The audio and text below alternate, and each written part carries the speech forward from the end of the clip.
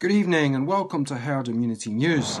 This week, First Minister Nicola Sturgeon tied herself in knots and embarrassed herself once again. No, this wasn't about cutting doors in half, allowing oxygen to fire around a school so that a good old blaze would get up. She's walked away from that, or slid under the door from that.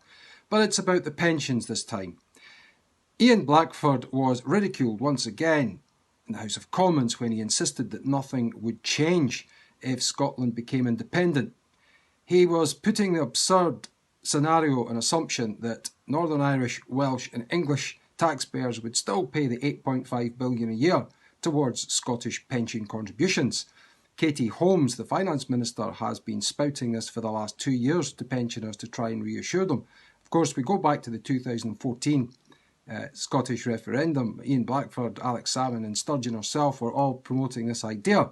So Sturgeon's revelation this week that she's had to concede that Scotland would have to pay that bill on their own. The pensioners wouldn't be in the pockets of the English, Northern Irish and Welsh. They would have to pay for it themselves. Now, Scotland has a rapidly ageing population.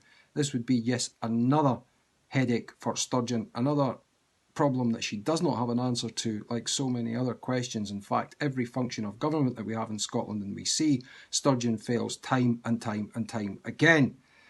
She came out and said, in an effort to reassure pensioners, that there are measures in place, of course. These are all projections, like the central bank that she would need to get into the European Union. Many countries, of course, have said that they would veto Scotland inclusion as they don't have their own currency. The answer to that, of course, is that they'd use the pound. Well, anyone using another country's currency is subject to all the conditions that come with that. It can rise, it can fall at any time, and the English would have their way with Miss Sturgeon if she was relying upon this. So the pensioners can say, like everything else that happens to them in Scotland, Nicola Sturgeon's promises are actually more lies and smoke and mirrors. Good evening.